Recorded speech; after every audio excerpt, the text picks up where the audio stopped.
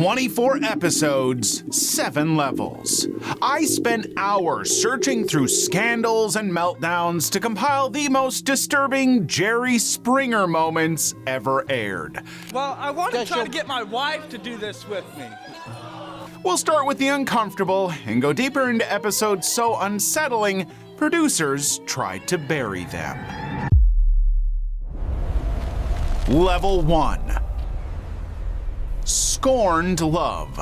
Karen and David's marriage operated under a set of rules that governed her every move. David strictly forbade Karen from pursuing her education or even spending time with her own friends. However, he had no idea that she had already found a dangerous way to rebel against him.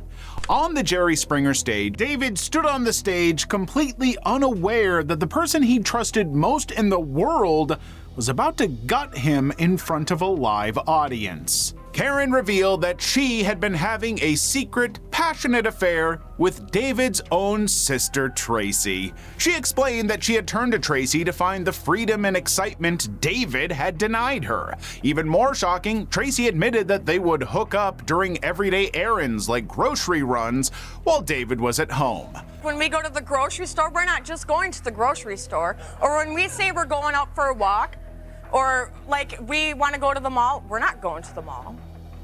We're out with each other. While Karen used the moment to come out as and claim her empowerment, David was left crying on stage. His entire family unit vanished in a single afternoon. At the same time across states, Susan's relationship was about to end because she was too open. Susan and Brian had been engaged for 3 years and were supposedly planning their happily ever after. However, their relationship was haunted by the presence of another woman named Jenny, who Brian had gotten pregnant. Susan, trying to be the bigger person, encouraged Brian to meet the baby Jenny had given birth to just 2 months earlier. She thought she was helping him find closure so they could move on with their engagement. Unfortunately, things took an unusual turn when Brian dropped a shocking confession during the show. He revealed that he wasn't choosing Susan, the woman he promised to marry, or Jenny, the woman he'd shared a bed with. Instead, he used the stage to announce he was walking away from both of them entirely. He realized that the only thing he cared about was the paternity of the child, and he decided to end his engagement and his situationship in the same breath. Okay, now what are you gonna do? You need to let me know right here before you come home with me today. What are you gonna do? Leave, be on my own. Where? Wherever I can go. Brian walked off as a free man, leaving 2 heartbroken women to realize they had been distraught over a man who had no intention of staying with them. In-house betrayal. After 12 years of marriage, Tammy believed her union was solid, until she realized her perfect husband had spent over a decade hiding a second life. To help manage the stress of their 3 children, her husband Bob suggested a live-in helper and even found a young woman who shared Tammy's name. He's got 2 Tammys. He's a real Ron Swanson, but Ron Swanson would never be a creep like this guy. For a full year, the 2 women were inseparable and shared every aspect of their daily domestic lives. However, Tammy had no idea the new helper was there to fill a much darker purpose. Well, my husband had an affair with another woman, and he not only did that, but he moved her into my house on top of it. This arrangement was all part of a calculated maneuver to move Bob's long-term partner directly into the family home. By choosing a woman with the same name as his wife, Bob made his daily interactions easier to manage while hiding the relationship under his own roof. During the reveal, Bob admitted he used his children as a cover to keep the other woman mere feet away from his wife for 365 days. He defended the betrayal by claiming that since the two Tammys worked so well together, he saw no reason to change the situation. This left the original Tammy to realize her entire support system was built on a lie. In the end, she ended the marriage and forced herself to rebuild a life that Bob had essentially turned into a shared fantasy. The worst guest. Connie spent 4 years sending money and writing letters to her boyfriend while he was locked up. She was convinced they were building a future together. But the second he walked through her front door, well, that dream turned into a total nightmare. Her boyfriend Jamie essentially took over her house the month he moved in. He spent her cash and drove her cars without ever helping with a single bill. And to make matters worse, he even bragged to Jerry Springer that he only loved the mail she sent him, not the woman behind the letters. You know what I love? I love the $100 bills in the envelope, and I love getting mail, because it's nice to get mail, man. I mean, really. It's really nice to get mail. And you've had a mail. The situation got even darker when Jamie told Jerry Springer what he'd really been doing while he was away. He confessed to being with other men in prison, and once he was free, he didn't even try to stay faithful to Connie for a week. As it turned out, he had already started an affair with Connie's niece Tuesday. They had initially linked up during a holiday visit right in the middle of Connie's living room. He even suggested to the crowd that they should all just move into a bedroom together. I can't get too hung up on people being stupid this early into a video about Jerry Springer. I've got to just start letting stuff go, or we're never gonna get anywhere. While Jamie acted like he was the undisputed man of the house, he was about to find something that would give his ego a satisfying blow. A man known as Christopher stepped onto the stage and revealed that he had been the one quietly paying Connie's bills the entire time Jamie was in prison. In a desperate move to save face, Jamie challenged the entire Springer security team. Now, this team included Connie's own brother-in-law, who happened to be a veteran police officer. Despite the theatrics, that tough guy act didn't last more than 5 seconds. He was easily overpowered while the entire audience laughed at him.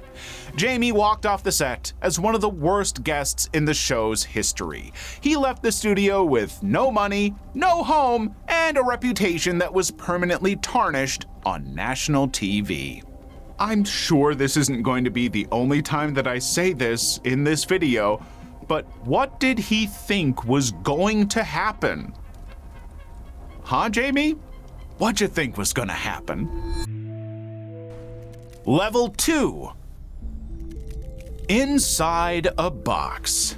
After 3 years of constant betrayal, Lynn finally decided to throw her husband Kurt out of the house. However, she had no clue that Kurt was planning to turn her front yard into a stage for a humiliating protest. He moved into a massive cardboard box right in Lynn's yard and survived by eating scraps of food out of her own trash bags for weeks. During this time, he doodled love messages on the side of the container and serenaded her in the rain. Eventually, the stalking escalated to a point where he followed her into grocery stores and even hopped onto city buses behind her. When the two finally faced off on the Springer stage, Kurt arrived still wearing the tattered cardboard box as a costume of his devotion. He promised to change if Lynn would just let him back inside. But as Lynn laid out the reality of his cheating and the thousands of dollars he drained from her bank account, Kurt's facade of the sad lover evaporated instantly. I need you. No, you don't. Yes, I do. I don't need you. Lynn, I love you. I have taken you back so many times, but this is it. It's over. No, over. it's not over. You know No, you no, love no, me. no. You know you love me, Lynn. You sweet talked me. You lied me. You cheated on me. He suddenly transitioned into a terrifying public standoff right in front of the cameras. He flatly refused to leave the stage and declared he would camp under the studio lights. He claimed he wouldn't move until Jerry Springer himself convinced Lynn to give in. Kurt eventually walked off into the wings, still trapped in the same obsession he had in her yard. He remained stuck in his own box, leaving Lynn to wonder if she'd ever be truly free. Prom night. For Tim and Destiny, prom night was supposed to be the ultimate celebration. However, a single decision that night pushed both teenagers into a fight for survival. Turns out, just weeks after graduation, Destiny discovered she was expecting a baby. She immediately stepped up to the challenge by working 12-hour shifts at a gas station. In contrast, Tim was actually terrified of the realities of becoming a father. Because of this fear, he staged a betrayal that crossed every line of loyalty. I'm 18. I don't know if I can take care of a kid. I don't know how I can do it. And it's been so stressful because, also, I lied to you. While Destiny struggled with her health and went to doctor's appointments alone, Tim was having a physical relationship with Elena, who was the sister of his own best friend, Zion. When they eventually faced off on the Springer stage to settle the dispute, Tim didn't apologize for the cheating. Instead, he weaponized the pregnancy against Destiny. He claimed she had trapped him for money, even though he had only contributed $50 a week to their bank account. The tension in the studio reached a peak when Zion joined the group. He was originally supposed to be a major support system for the new baby. Instead, he realized his best friend had traded their brotherhood for a hookup with his sister. How are we supposed to be? I'm over here trying to help you with your kid. This is supposed to be my sister, too. You're supposed to be my brother. How are we supposed to act for her? The most shocking moment came after the revelation that Tim had been sharing Destiny's private photos with his mistress. Despite the gaslighting, the cheating, and the total lack of support, Destiny still decided to take him back right there in front of the cameras. Ugh, people making bad decisions. This left most people wondering if the cycle of betrayal was actually over, or if the worst was yet to come for Destiny. Obviously, there's some problems in the relationship, but you're young and there are going to be problems. The question is, do you want to stay with him? You know, Jerry, I love that man so much, and my life isn't complete without him, so... It's the latter, obviously. Stripper's secret. Rachel believed she had finally found a partner in her girlfriend Mira, when in reality, she was setting herself up for a painful betrayal. After 5 months of talking about kids and planning a future together, Rachel left town for a weekend. She left her phone behind so Mira could stay in touch, but when she finally called home to check in, the person who answered was a total stranger. Moreover, she told Rachel that her partner was occupied before hanging up. And you said, what's going on? I confronted her and asked her why that girl was answering my phone, and she told me that they were living together and that she was leaving me. Now, the woman on the other end of the line wasn't just a random guest, she was a coworker named Moani, and she had already moved into Rachel's bed. While Rachel was away, Mira had been busy turning a work project into a full-blown romance. Now, on the Springer stage, it came out that the two had begun an affair during a half-calendar shoot at the strip club 2 months earlier, so while Rachel had been at home planning a family, her soulmate was secretly auditioning her replacement at work. When I met you, you loved this. In bed, you loved it. Now you hate it? I don't understand. Of course I love it. I just don't want everybody else to love it. The confrontation turned even colder when Mira finally walked out to face the mess she'd made. Instead of apologizing, she looked Rachel in the eye and told her that their domestic life was boring. She was tired of the Netflix marathons and the talk of commitment. She wanted the club's fast-paced lifestyle back. The ultimate betrayal wasn't just the cheating, it was the fact that Mira had been calling her mother to trash her and Rachel's intimate life.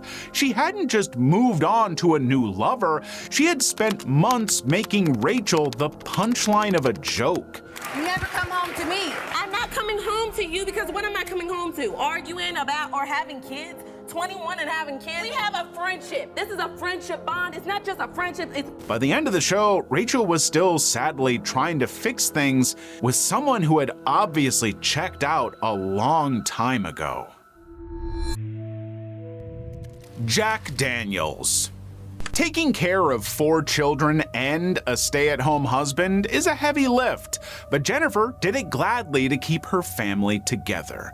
But while she worked to provide for them, her husband, Dusty, was busy indulging in the most horrendous things imaginable. He had been having intimate encounters with Jennifer's own mother, Tammy. I don't even want to get into the fact that I don't think a grown man should be called Dusty. That's the name of a 13-year-old.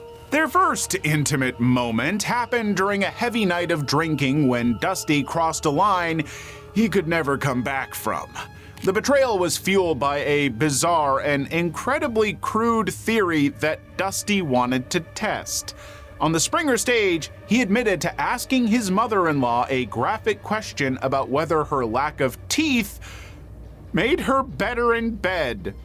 And when you asked her that question, she said, Well, she pretty much didn't say, she just showed. So. Now, okay. Was there any moment where you thought, you know what, this is not smart, this is wrong? After it was over with. Tammy tried to play the victim, claiming she had blacked out so that she couldn't remember a single detail. But Dusty wasn't letting her off the hook. He insisted she was sober enough to know exactly what she was doing. Now, despite Dusty's desperate pleas for forgiveness and his claims that the brand Jack Daniels was the real villain, the damage was already done. Instead of caving to his tears, she made a cold, final decision right there on the stage. She declared their marriage over and walked away from both her husband and her mother in one move. Dusty was left with no job, no wife, and a reputation that no amount of apologizing could ever fix. Jennifer, good on you. I hope things turned out okay for you. Level 3. Cheese. Every cent Jennifer and David made was structured toward their survival.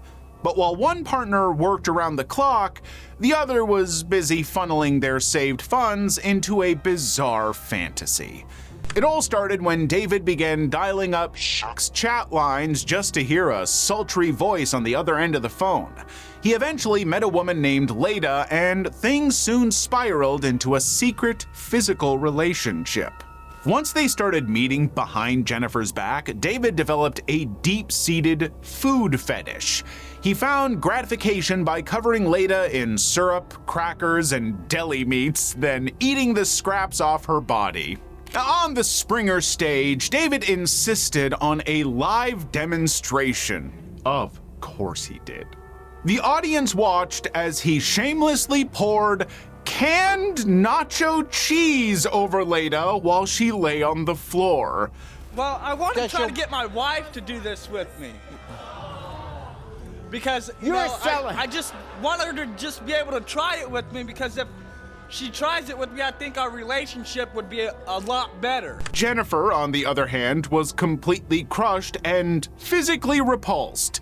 She stood in total shock, realizing that while she was out in the sun, digging through trash to keep them afloat, David was indoors playing with that food in the most humiliating way possible. Shockingly, instead of seeing the error of his ways, David stayed defensive, arguing that his wife was the one in the wrong for not being open to his needs. At the end of the segment, David walked off the stage with cheese on his hands and a reputation that would follow him long after the end of the show. Open secret. 14 years of marriage and 5 children together usually means you've built a life that's set in stone. But for Trish, that entire history dismantled the moment she went through her husband's texts. She had spent her entire adult life with Mike, and she took a lot of pride in the fact that he was the only man she had ever been with. Well, that all changed the day she looked at his phone. She realized the contact labeled plumbing repairs was actually her sister, Kim, and the two of them had been meeting up behind her back for months. Last week, I read a text message that came through from my sister, and it said, again, with a question mark. I asked him about it, and he says it's just to go play with their kids again. A couple days later, it was, oh, I need to go change her plumbing. And she won't answer her phone, she's avoiding me, and I just want to know what's going on. But when Kim walked onto the stage, she showed no remorse for her actions. Instead, she accused Trish of being a lifelong thief who had stolen her jewelry, her paychecks, and even a winning lottery ticket. Now, this confrontation eventually led to a full-on fight. When Mike finally stepped out to explain how he ended up cheating, he blamed it on a few beers and a moment of weakness. Mike, if all it takes is a few beers, you were weak to begin with. But as he begged for forgiveness, Kim dropped a bombshell. She claimed Mike had informed her that he was actually planning to abandon Trish and their 5 children to start a brand new life with her and her own boys. Even as Mike scrambled to deny Kim's claims and swore he wanted to save his family, his explanations fell flat to Trish. The foundation of Trish's entire adult life had been ruined in under an hour, and she was now left to process the fact that the 2 people closest to her had actively plotted her downfall. The bet. Most people walk onto the Springer stage terrified that their confession will end their relationship. But Auburn had no idea her confession was no longer a secret. She was bracing for a breakdown after admitting she slept with her boyfriend's best friend, Brian. However, her boyfriend Brady looked her in the eye and casually announced that her infidelity had just cost him $50 and a pack of cigarettes. Yeah, I know what happened. What? How do you know? Yeah, we planned this all out. What do you mean you planned it out? Well, Brian bet me $50 and a pack of cigarettes. Brady revealed that he and Brian had been running a hustle on their own girlfriends since the 6th grade. They wagered money on which one of them could successfully seduce the other's partner. Brady had literally put a price tag on Auburn's loyalty, betting $50 that Brian couldn't get her into bed. While Auburn had been losing sleep over the guilt of the affair, her boyfriend had been waiting for the results so he could settle his debts. He sat there with zero remorse, telling the crowd that a man's gotta do what a man's gotta do. The disrespect climbed even further when Brian was brought out to collect his winnings.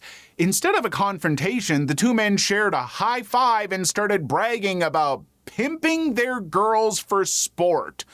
Brian went on to insult Auburn's body on national television while her own boyfriend laughed along. Realizing her dignity had been traded for the price of a cheap dinner, Auburn went straight for their egos. She announced to the audience that both men sucked in bed anyway. However, Brady and Brian weren't about to let her have the last word. They fired back with more insults, and for the rest of the segment, the 3 of them just traded low blows while the crowd cheered on. Y'all both sucked in bed anyways. You act like you were any better. It's like tossing a down the hallway. The segment ended exactly how it started, with a total lack of respect from everyone involved. At the end, Auburn walked off the stage with her head held high, leaving both men to deal with their now bruised egos.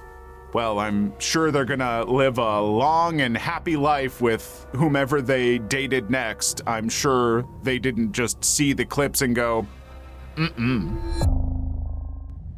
crazy stalker. Breaking up after 9 years is supposed to be the first step toward a fresh start. But for Jamie, saying goodbye didn't bring any peace. Sophia, his ex-girlfriend, walked onto the stage and proudly read a list of behaviors that would normally land someone in jail. She confessed to breaking into Jamie's apartment, tracking his every move, and even assaulting his boss. That actually led to Jamie being fired from his job. I'm going to continue to do what I got to do to get you back. So if that means I got to beat up every girlfriend, pop up at your job, pop up at the movies, I am. You need to chill out with that. That's messed up. Sophia went on to show off her physical war wounds from fighting other women and claimed that if she wasn't happy, Jamie wasn't going to be happy either. That's just what a villain in a comic book might say. The situation got worse for Zoe when Jamie stepped out and told her he was not in love with her. But despite this, Sophia got down on one knee and proposed to Jamie right there on stage. And in a humiliating twist, surprise, he rejected her. I'm going to get mad, and whenever I see wherever you at, I'm going to pop up. I'm going to keep beating up girls that you get involved with. It's cool. You can't beat up this next one. Jamie's new girlfriend Hillary was then brought out, and it was revealed that she had been sleeping with him for months. The reveal triggered a massive physical fight between the two women. Hillary ended up throwing a cup of water at Sophia, but her aim was off and she accidentally hit a security guard instead. Jamie finally reached his breaking point and shut down the entire display, declaring once and for all that he was done with Sophia. He walked off the stage for good, choosing to start his new life with Hillary. So you're not going to be with me? Oh, look what you doing. You doing too much. So you don't love me? Her all on fire and stuff. You can't deal with this. No doubt we've covered some really unusual episodes, but the next levels are significantly more unsettling. So hit the subscribe button and keep watching. Level 4. 251 men.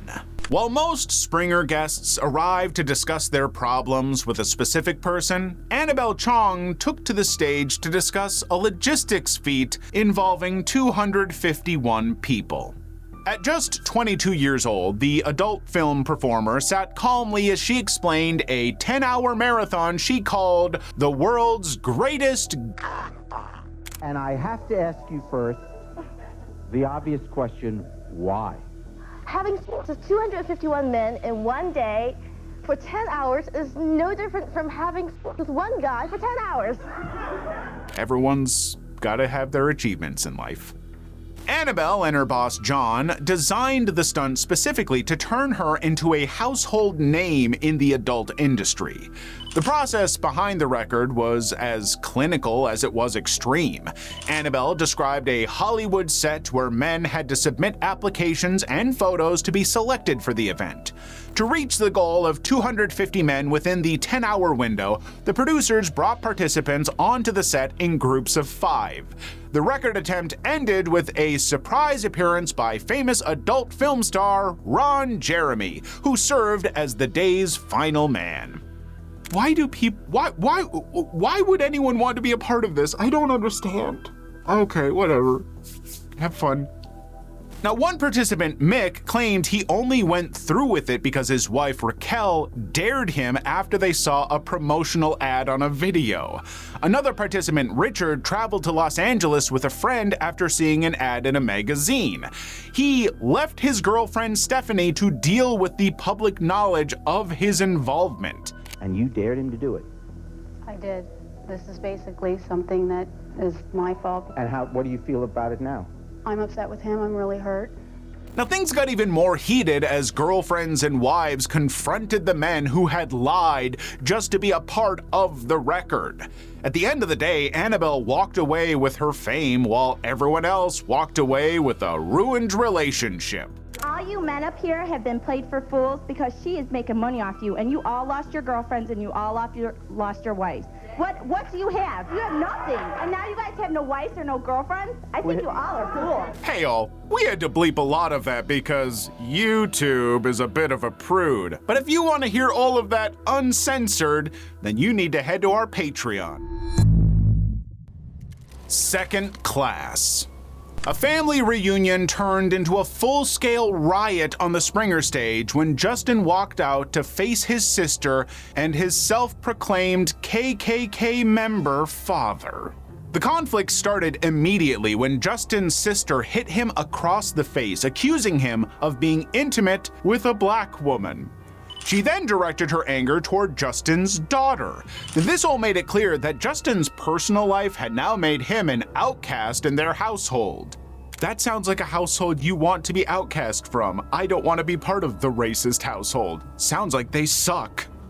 But things escalated even further when Justin's father made his appearance wearing his white supremacist beliefs as a badge of honor. As soon as he learned that Justin had been with a black woman, he lunged at his own son, attempting to choke him. The man flatly admitted to his extreme views, confirming that he actively segregates against his own granddaughter because of her race. The father showed no remorse for the damage he was causing, instead turning his rage toward Jerry Springer. What's the matter? You ain't man enough to come up here and talk to me? Come on, speak to me right here, man, old man. Honestly, I don't want you anywhere near me. During one confrontation, he shoved Justin and swung a punch, but he missed so badly that he lost his balance and fell onto the stage floor. We should just play that clip a few times. Keep it going. Love it. Now, this only made him more aggressive, specifically targeting black audience members who were vocalizing their disgust. More black members of the audience stood up to provoke him, but he remained unrepentant. He stood by his decision to disown his grandchild and fight his son over a bloodline he felt was tainted. They're wasting the brotherhood's time. You're wasting the brotherhood's time. Him and her would not be on your stage. She wouldn't be alive and he wouldn't be on your stage. The segment ended with his family in total ruin, leaving Justin to choose between his father's hate and a life where his daughter wouldn't be treated like a second-class citizen. But I cannot make peace with my daughter as long as she's got a mixed breed child. You could decide to do it. No, I could You're not. choosing not to. Oh my God, why would you ever want to fight to stay in that family? They sound like the worst people. Family business. A family business usually involves a traditional trade, but Lady Ice Queen and her adult daughter Princess appeared on the stage to showcase a much more provocative professional bond. They introduced themselves as the world's only mother-daughter dominatrix team. God, I hope that they are the only ones. The duo sat confidently with Jerry, describing how their blood relation makes their brand of domination more innovative and taboo. To prove the permanence of their work, they showcased a branding iron marked with the initials LIQ, which they use to mark their most frequent customers. This is a brand. It says LIQ for who? Lady Ice Queen, of course. And So I you would actually take this- brand the guys? We both actually branded each cheek. He couldn't stay still for that, by the way. Yeah, so we...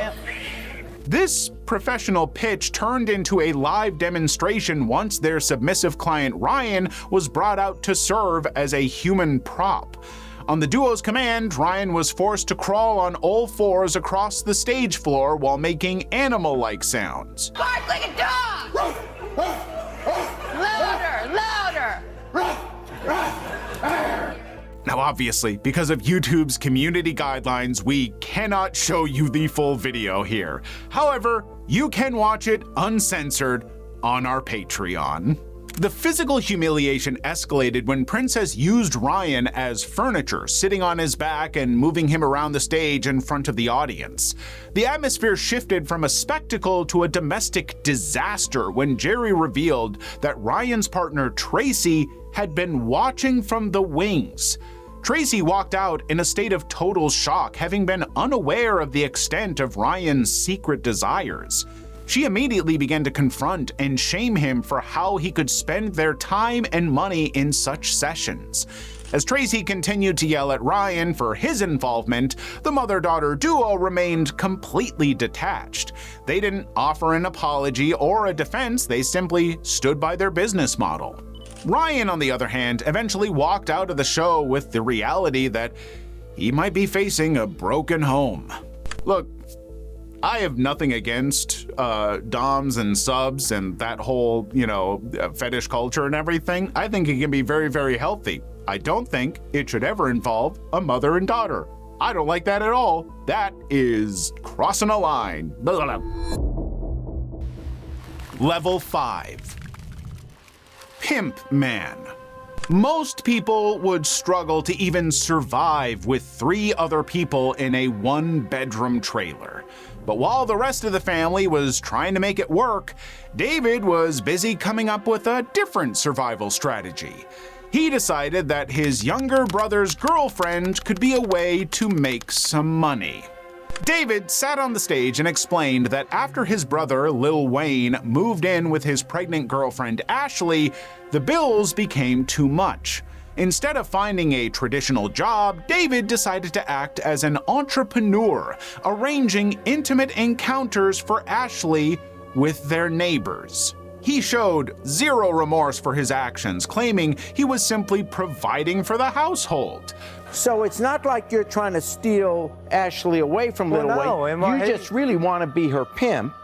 I'm kind of a man too, Yeah. But what he don't understand, if he don't pay me, for him and her doing it. He's the boyfriend. Rather than expressing shame or anger toward David, Ashley admitted that she preferred the arrangement. According to her, David kept her happy in ways her boyfriend couldn't. She complained about Lil Wayne's lack of money and intimacy, openly embracing the role David created for her. David also went on to admit that the business deals weren't just for the neighbors. He had been receiving personal, intimate favors from Ashley himself. However, even as the details of the trades for beer and music tapes came out, Lil Wayne remained desperate to hold on to Ashley. By the end of the segment, Ashley chose David over her boyfriend. She insisted on continuing the arrangement, stating the financial gain and the attention she received as her primary motivations. Look, do what you want, be happy, but openly communicate and be honest with the people in your life. Come on. The Mandate. A pre-recorded tape from a Klan rally set the stage for one of Jerry's most infamous episodes. It featured a mother who claimed her sole purpose was to produce white rights activists. This guest, who joined the movement at 25, didn't view her actions as hateful, but rather as a biological obligation to preserve her heritage. Her fellow Klan members, Susan and Sherry, arrived in full attire, claiming that their breeding was a divine mandate. However, the narrative of a united front collapsed when Susan's brother Scott was brought out to face her. Now, unlike her sister, Scott used the platform to publicly condemn Susan's beliefs as disgraceful, revealing a deep family difference. We're raised differently, and we're raised, to respect everybody, no matter race, color, creed, or anything. That's the way I was raised, but that's wrong. I was raised to be against the Klan my whole life. My whole life I was taught the Klan was bad, but I kept my feelings to myself. So as soon as my father died, I joined. A man known as Houston DJ Larry Jones then entered the conversation, mocking the Klan members for their lack of financial success. He also diagnosed their racism as a mindset driven by frustration and failure. Jones ended his confrontation with a warning that these groups had expanded their influence online, spreading their message far beyond small-town rallies. The show ended with no resolution, only a public record of a family and movement fractured by extremist belief systems. The Brothers. Most people pray that their relationships last forever. But for Heather and David, their relationship was coming to an inevitable end. Heather, surprisingly, shared on The Springer Show that she had developed feelings for David's older brother. According to her, since they had not grown up in the same home, she didn't see anything unusual about their bond. So you grew up separately. Yes, we did. When did you find out that you had a brother? March of last year. Okay, so then you found him, and you moved in with him, with their family. Yes. With his family. But knowing that he's your blood brother, wouldn't that say to you, you know what, this is not a guy I sleep with? When the two brothers were brought out to speak with Jerry, Heather quietly reiterated that she cared for both of them and could not make a choice. Despite the situation's unconventional nature, Heather refused to back down. Even when Jerry asked Heather whether she felt the arrangement was out of place, she didn't hesitate to say no. She was choosing her own happiness over her family's reputation. Before they left the stage, Jerry advised the trio that these dynamics never work out in the long run. The show ended with the group walking off together to figure out their next steps, leaving the audience completely baffled. Private pool. A family trip to Spring River was meant to be a chance for everyone to relax together, but it exposed a serious conflict between Tori and her mother, Trish. A lot of suspect stuff going on with women with T names in this episode. Just saying. Tori walked onto the Springer stage to admit that she had been involved with Trish's boyfriend Chuck over a period of time. She explained that it happened during different moments when they were around each other, while Trish had no idea what was going on. Tori showed no regret and described it as something that developed without planning. Meanwhile, Trish is gutted and shocked that someone so close to her would cross that boundary with her own boyfriend. But when Chuck is finally brought out, it's revealed that his involvement was not limited to Tori. He had also been involved with Trish's other daughter, Kristen. Pretty much every time you leave the house and it's me and her there, that's what happens every time. This information breaks down the family as both daughters and their mother are forced to face the reality of what has happened. Although Chuck attempted to explain his actions, saying he did not intend to hurt anyone, the damage was irreversible. The show ended with the family in pieces, and it was clear to all watching that the trust between them was gone for good. Unexpected blowout. Cheating on a partner usually sets the stage for a divorce, but for Renee, her retaliation involved a much more personal betrayal. This Springer segment began with the father, Mark, admitting that he had cheated on his wife Renee with a cocktail waitress. Renee used the Springer show to confront him about the pain his actions had caused, but she quickly revealed that she hadn't just been mourning her marriage. She confessed that to get even, she had initiated intimacy with their adopted son, Eric, in a car. She specifically chose him to inflict the maximum amount of emotional damage on her husband. What are you doing? What are you thinking? What's the matter with you? Have I ever put my hands on you? No, but if you don't stop. Stop what? I'm not the one who brought us here. You brought us here. Things got heated when Jerry brought out Eric, who had been taken in off the streets as a boy and trained in security by Mark. It was revealed that Eric wasn't just his mother's revenge partner, he was also currently dating the couple's 23-year-old biological daughter. The daughter was forced to hear the details of her mother's affair with her boyfriend in real time. This led to a massive blowout where she confronted both her mother and Eric. You know what I went through when I lost my mom. Please calm down. And you're doing it to me again? You know that she was the only one I had once mommy died. You're gonna play me dirty with my stepmom. Instead of showing regret for the impact on her daughter's relationship, Renee focused entirely on her husband's reaction. She was satisfied that he was finally feeling the pain she had felt. The daughter, still claiming to have feelings for Eric even after learning he had been intimate with her mother. At the end of the show, the family left with their lives in pieces, finally forced to face a mess that was now a public spectacle. Yeah, I cheated. I made a big mistake. I had something I have to live with. Apparently, I'm not home enough. Because if I was home, trust me, this wouldn't be going on. I don't even know how to approach that one. Just everything about it is, holy crap, people. Level 6. The belief system. In 1997, a studio taping that was supposed to be a debate about race and religion turned into one of the most violent moments ever seen on television. The segment started with Jerry introducing a group of Klan members who used the stage to defend their white supremacist views. Oh, Jerry, why do you gotta platform idiots? As they openly promoted their ideology, Jerry brought out Irv Rubin and his team from the Jewish Defense League to further reinforce his beliefs. The two sides traded insults for a few minutes, but things reached a breaking point when one of the Klan members decided to pull a calculated stunt. He reached up, took off his hood, and revealed a Jewish kippah tucked underneath it. Jewish is a religion. What country you come from? You don't even know. You were a slave, and so were Jews. Jews were slaves 4,000 years ago. Jews were slaves, and we are using you as slaves. This mocked the religious symbol right to Rubin's face. That was the final straw. Rubin and his team immediately lunged across the stage to get the Klan members, and things immediately turned into a full-blown fight.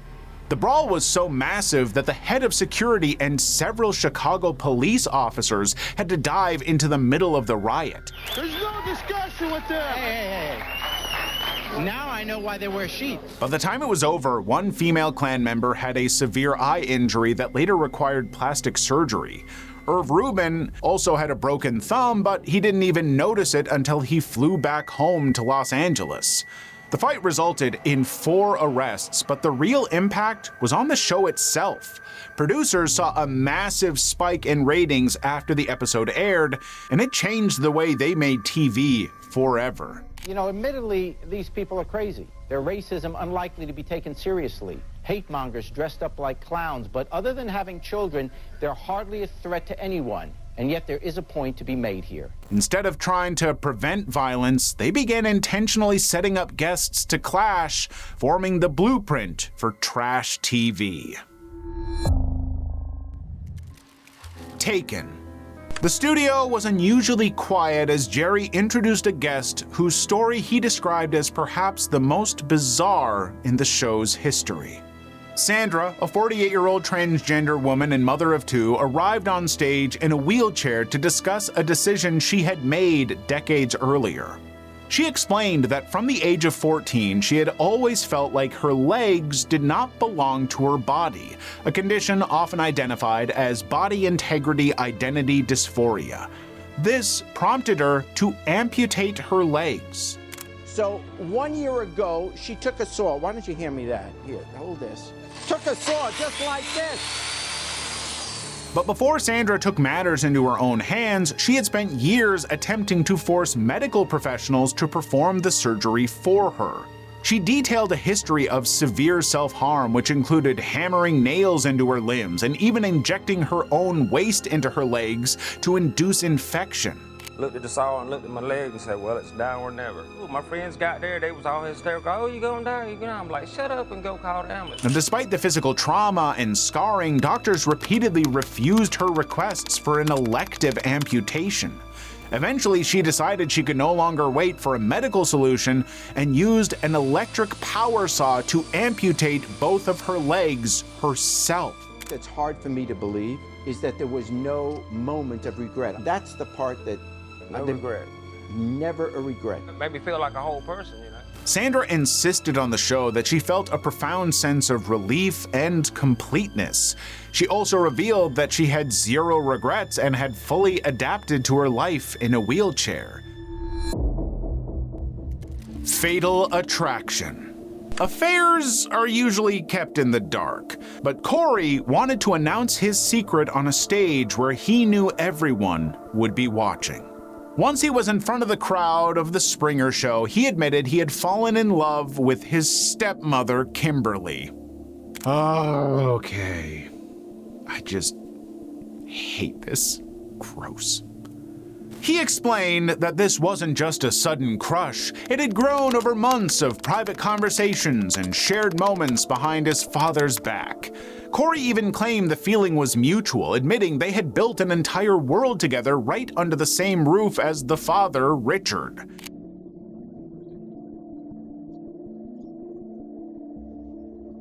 When Richard was brought out to hear the news, he was completely blindsided. He sat there in total shock, staring at his son, trying to process a betrayal that didn't even seem real. He had spent years building a life with Kimberly, never suspecting that the two people he loved most were bonding in a way that would destroy the family.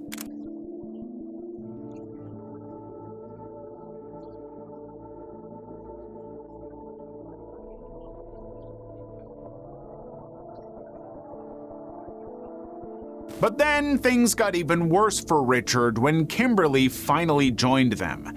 Instead of denying the affair or trying to save her marriage, she stood by Corey's side. She admitted their connection was real and didn't offer him a single apology.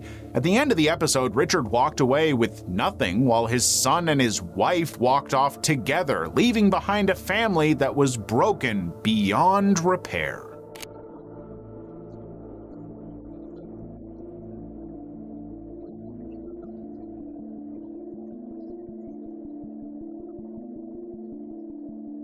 Now, I have a stepmother, and this is upsetting. Level 7. Frozen in place. There are some choices you can never take back, and 34-year-old Earl Zia made the biggest one of all. Earl, a resident of Johnstown, New York, claimed he had reached a breaking point due to the persistent stalking and advances of his neighbor, Ronnie Fountain. So in May 1997, Earl decided on a permanent solution to stop the harassment. He froze his intimate parts with ice to numb the area.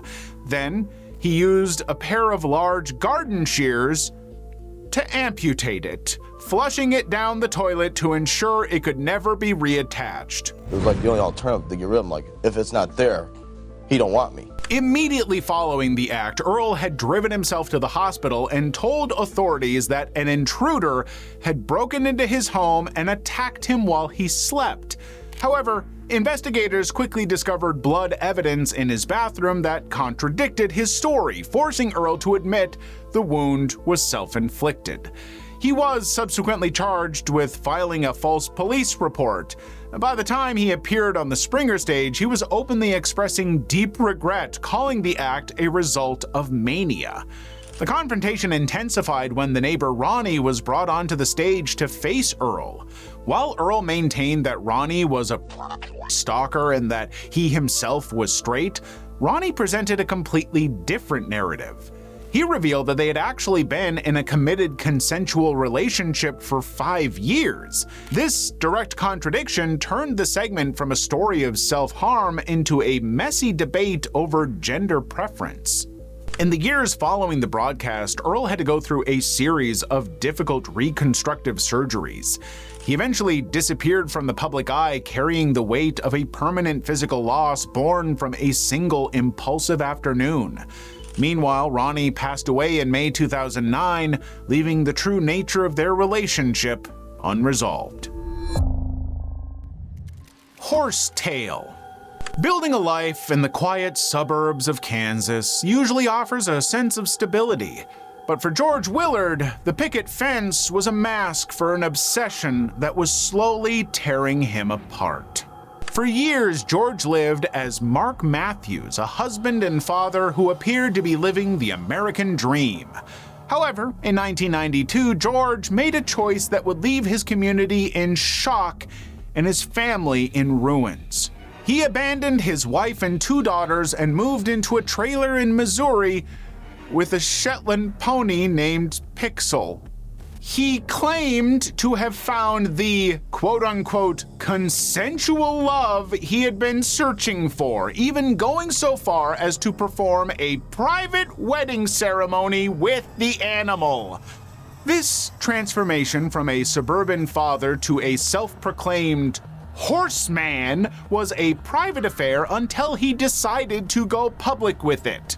Matthews appeared on a segment titled I Married a Horse, where he introduced his pony Pixel as his wife. To prove his devotion, he performed an intimate kiss with the pony on live television.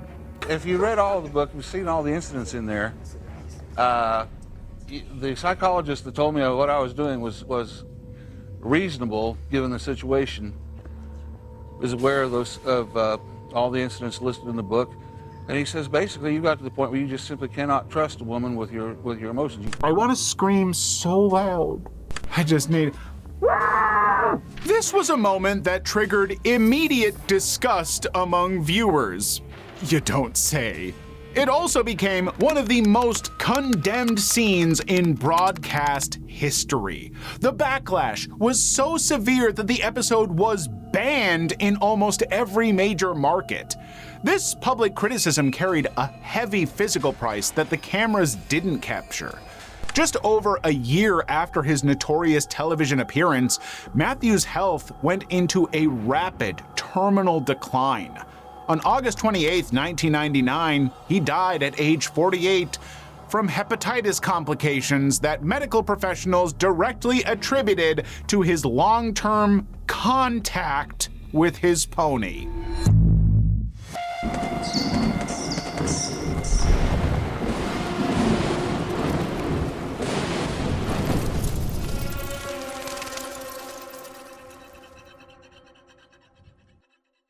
Seeing these episodes back to back is a lot to digest, but if you want more of humans' extreme antics, watch our breakdown of the most disturbing strange addictions Iceberg.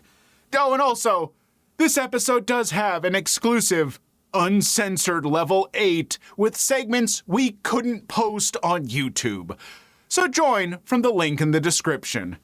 I'm gonna go take a shower.